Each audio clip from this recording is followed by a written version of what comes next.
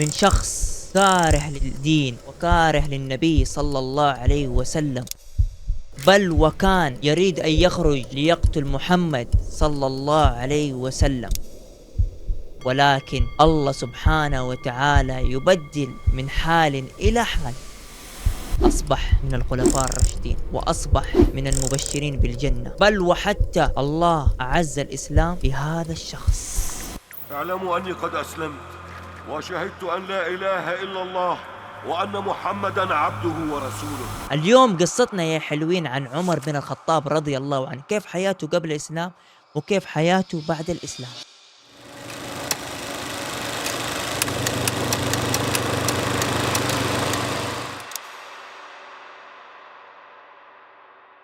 بداية تحول عمر بن الخطاب رضي الله عنه، زي ما قلت لكم عمر شديد الكره للنبي وشديد الكره للإسلام.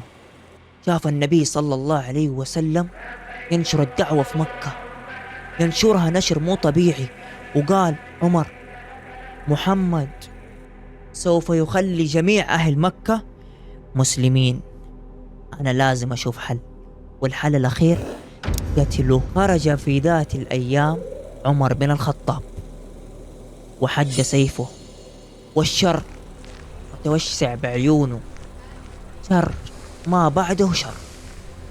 وكان عمر بن الخطاب الكل يهابه، الكل يخاف منه، شديد البنية، وعرف بصلابته وجراءته لدرجة انه حتى الصحابة في وقتها يخافوا من عمر بن الخطاب.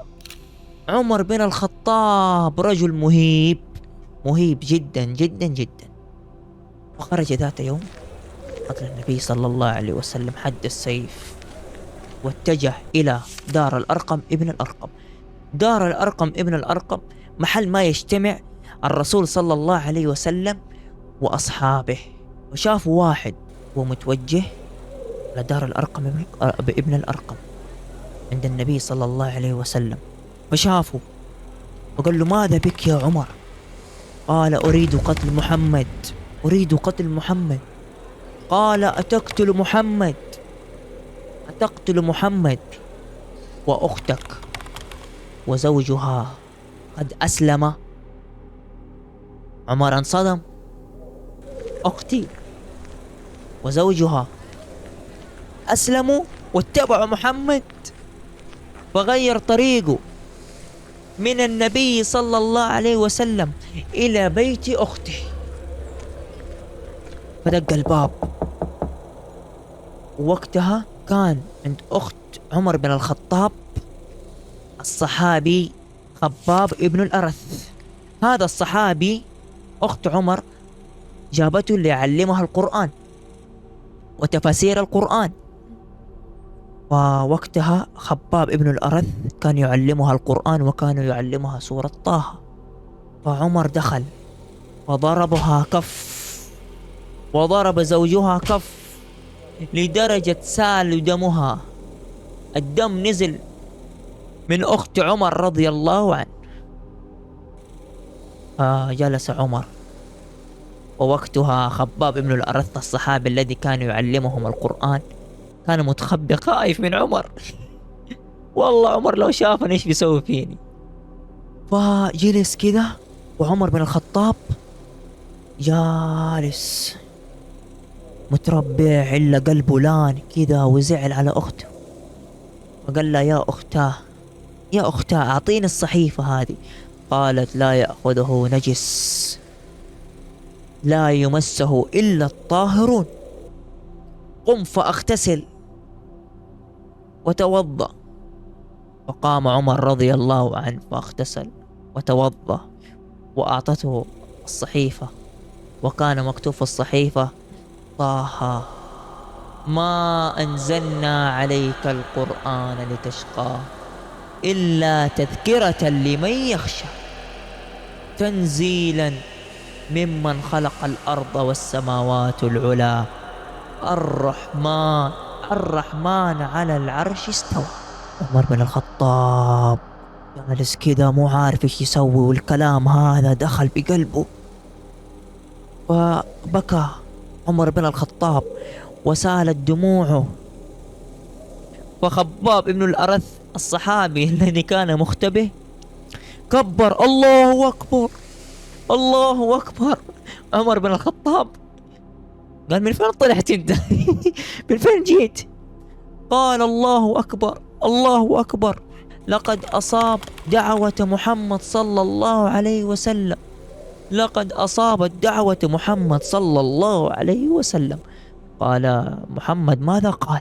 قال يا عمر محمد صلى الله عليه وسلم قال اللهم عز الإسلام في أحد العمرين، وأنت قد أصبت دعوة رسول الله، وأنت قد أصبت دعوة رسول الله. لا إله إلا الله، لا إله إلا الله. فخرج عمر بن الخطاب متوجه إلى دار ابن الأرقم محل ما يقعد النبي صلى الله عليه وسلم هو وأصحابه. وشافوا عمر، الصحابة شايفين عمر كده من بعيد جاي، قالوا يا رسول الله، يا رسول الله، عمر جاي بشره. الصحابة خايفين من عمر، رجل الصحابة خايفين من عمر. فالنبي صلى الله عليه وسلم خليه يجي، خليه يجي. فدخل عمر بن الخطاب ومعه سيفه، وقال النبي صلى الله عليه وسلم افتحوا له الباب، افتحوا له الباب، إن يرد الله به خيرا يهده. النبي صلى الله عليه وسلم لا ينطق عن الهوى. ودخل عمر، وكان هذا الموقف العظيم الذي غير مجرى مكة المكرمة والتاريخ الإسلامي، وأعز الإسلام بإسلامه. قال أشهد أن لا إله إلا الله وأنك محمد رسول الله. فكبر الصحابة وكبر النبي صلى الله عليه وسلم، وفرح المسلمون، وفرح المسلمون.